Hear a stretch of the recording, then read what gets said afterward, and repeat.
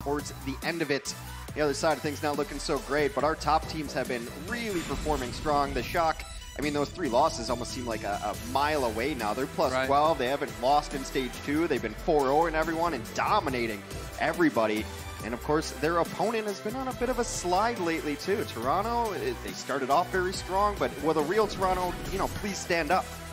Yes, the Toronto Defiant find themselves in that uncomfortable battle for best of the rest right now because the Shock, Vancouver, New York. I mean, New York, they dropped the map, so unfortunately that streak isn't happening for them anymore. But the Defiant right now, they're still in the run for the mid of the pack. Yeah, it doesn't get a whole lot easier, though, either. They have to play San Francisco today, then you see Vancouver coming up as well. So their mettle is going to be tested to the limit. We need to see something a little more out of Defiant. As you see, 1-3 in Stage 2. They had a very good Stage 1. Ended up losing to this San Francisco Shock team in those Stage 1 playoffs. But I'm just looking for some signs of life from this team. That's the struggle right now. They are trying to find it. I mean, a lot of the teams are kind of going a little bit here and there because of the change in strategy come up in Stage 2. But I do believe we are ready to bring our first team to the stage. Hex, do you know which one it is? No, surprise me. Nah, it's got to be the San Francisco Shock. I had a 50% chance. I didn't even go. Yeah, no coin flip. Not feeling like a risk taker today, but here come your San Francisco Shock, led by Moth, coming out there. I mean, if you haven't gotten your All-Star voting on yet, you could do a lot worse than voting for all orange. Everyone on this Shock squad has been putting up All-Star-like performances all year long. This is pretty much their standard 6 lineup. Indeed, this is an elite roster here, and they have really shown that the long game is paying off for the management of this team. They went through a lot of bumps in the first season with this team where it took a lot of knocks, weren't quite getting the results, but they were always thinking long-term, it's going to pay off. And here, Stage 2 of Season 2, this team looks indomitable. It's the young professionals that you're hinting at here. Super and Sinatra weren't even eligible to play in the league last year until halfway through. They were banking on the future, and Super Sinatra have lived up to their billing. I like that. It's like Super Sinatra. Yeah. Is there a Super Sinatra 3? Nah, he's the best crooner of all time. It's Super Sinatra. Well, their power level is definitely up there. Let's go ahead and get their opponents out onto the stage now. It will be the Toronto Defiant. And they're going to have to show some defiance today, Hex, because they are going up against monsters. They're going to have to live up to their phrase and rise together as a squad. They've got a lot of individual talent, some Overwatch League veterans from Season 1 on this squad, some new additions as well as they try to get together. Neko's been a bright spot for them. They've got new players in. I think Ivy's played particularly well for this team at times, so it's going to be interesting to see what they want to run here, but I think one of their best options is to see if Neko really has that carry potential on Zenyatta, because both of these teams with some very good Zen players. Of course, the new addition in IM37 has struggled a little bit on the Zarya play. And that's the thing, the linchpin of this current strategy. 50% of the time, you're getting goats, you're getting 3-3. Zarya's doing the majority of the damage in that roster, and if your Zarya isn't feeling it, you're going to have a struggle. But we talked a lot about this last time, Hex, in terms of the Neko versus Violet battle. Yeah, Violet has just had an amazing debut season. You got to put him up there on your Rookie of the Year candidate list. And he's just very top of the list on so many of these Zenyatta rankings. He's been such a boon for them to get the damage in here. He's top 5 on nearly every Zenyatta statistic that matters. He's been crushing. He's kind of cleaned up a little more of his reckless play early on. On the other side of things, he's going to have to make sure he doesn't peak because Neko is very good against other Zens. Leads the league in kill-death ratio of taking out the opposing Zen. Neko, for a while there, he had a bit of the Jonak syndrome going on. He was trying to get everything, to focus on him. Let me be the hard carry. Fortunately, Neko, we still need to see a step up in the results here. If you're going to be, chomping at the bit for that first spot. It's got to be that 4 statistic, though, I talk about. Neko's been so good at eliminating other Zens, and it's really hard to get your damage numbers up, your transcendence up, your healing up when you're sitting in spawn because the opposing Zenyatta was able to take you out. Neko's been the best at it all year as far as final blows, burst death ratios, Zen v Zen. He's going to have a monster game if the Toronto Defiant are going to be able to hang with the San Francisco Shock. I wonder how much that has to do with hiding behind Ryan shields, because we were talking about this last time we casted the Shock, where you got Super. The shield is just an idea. It's a concept. Sometimes it materializes, but not really too often. So, if you're Zenyatta, you got to be a little bit more careful. Neko, maybe he's got a little bit more of a reliable Reinhardt in front of him. Well, let's go and take a look at our map set now, presented by Toyota. Li Jiang is going to be kicking us off here in the first of 4 maps. Yeah, Li Jiang is a control map, of course, but very much King of the Hill style. The strategy on this map so far has been predominantly 3 tanks, 3 supports, so we're going to see some very standard Overwatch coming out early on in this. And I think Toronto needs to start strong and get that emotion ready. They're going to definitely have to pull a rabbit out of the hat for this one because we're not joking. The San Francisco Shock are a terrifying team to play against right now. They've utterly dominated all of their opponents so far this stage. So the Defiant, they got their work cut out for them. We'll see. Are they going to try and change it up? This was the point that we kept hitting last time. If you're going to play 3-3 against the Shock, you're in for a rough time. So do the Defiant come out with anything different? And it's not looking likely. Now, looks like pretty standard compositions on both sides. The person to watch is newcomer to the Toronto Defiant, IM37. Pretty much at the bottom of the league in most Zarya statistics. Needs better bubble management so we can get energy up so we can do damage.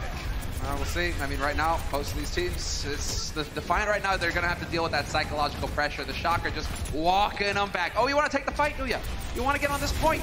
Well, this is our point now. It's on the Defiant to try and figure out, can they get through this door? Rascal attempting a stun, not going to get it. Has to get out of dodge, and it's looking like the Shock so far, at least, halfway to getting first cap. Just holding that front door, making the Toronto Defiant come and beat them. San Francisco Shock, usually a very aggressive team, playing a little more passively, but that first kill belongs to the San Francisco Shock.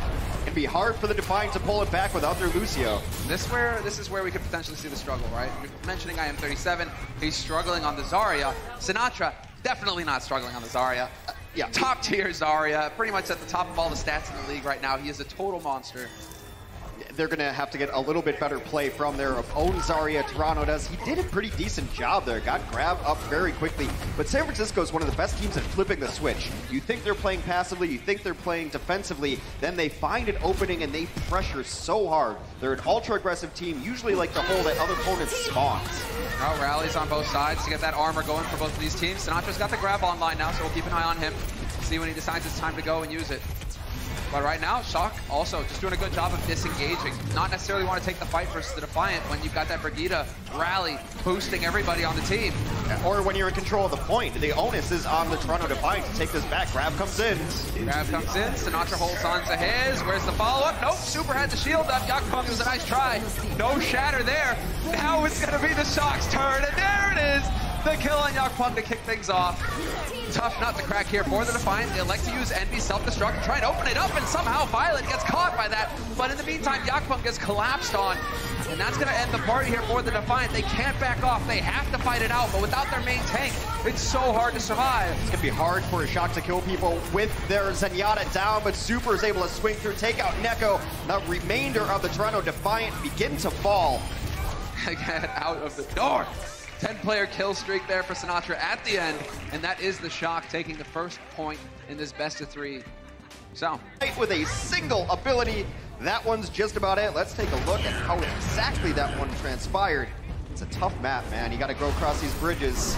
Yeah, Gravity. Environmental. All right, perfect. You can see Envy with the D-Matrix doesn't have it up. Usually you're going to see the Diva, rather, with the D-Matrix there to cancel that projectile out.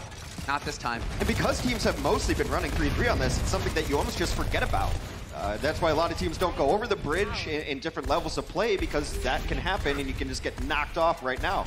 The other option, not great either. You have to go into this small room, and that's a lot of splash damage raining in.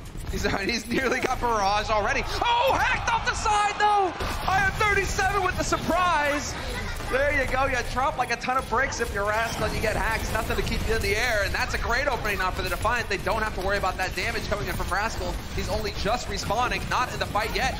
Best chance here for the Defiant, although as I say that, Sinatra, a monster hack, monster EMP, everybody silenced on the Defiant side. No cleanup there though, even though the anti-heal is on Yakpung, everyone now is back to full health. Barrage comes in, takes down Ivy, they trade out a couple. This one's not over just yet, but again, this entire time, San Francisco's been in control of the point. Well, EMP connects with two, Toyobin and Rascal getting hacked, and a flat hack onto Super now as well, but this entire time the Shock are contesting. They continue to get more percentage on this point. 57, we're gonna get 60 here. Now they're going to get all the way to it. They're going to have fines to lay down as well. Valkyrie, a nano boost. The nano will very likely go into Rascal, get him up into another barrage again. Sinatra working on another EMP. San Francisco in a great spot to win this point and thus the map. lot to work on here for the Defiant side. Rascal going to be on that barrage so soon because he just gets to throw rockets right into a big group of people. Ideal situation for him. So I expect to see it, although the Coalescence does come out. We will still get the monster EMP again coming in from Sinatra. That's going to open it up here for Rascal to just lay waste. Goes for the boost, looking for the barrage. Doesn't even need it though. He's just connecting face first with rockets. And the notion of Coalescence came out, then just got EMP'd away. Gets absolutely no value out of it. Now it's just cleanup time. Only 2 remain on the point for the Toronto Defiant, as San Francisco nearing 100%. And there it is. The barrage in the end is going to be the clincher. You got an Angry Monkey on here? Point blank rockets. That'll get the job done. Overtime, the Wick, it's a burning, and it's a done. San Francisco Shock taking the first map of the series. People may have forgotten about Rascal being the god he is on so many different heroes. A friendly reminder from the Rocket Queen in the sky that Rascal is a versatile player. He is a beast, and that is, well, that's something to say for everybody on San Francisco Shock. Still the team to take down, and we'll see, are the Defiant capable of it? Up next.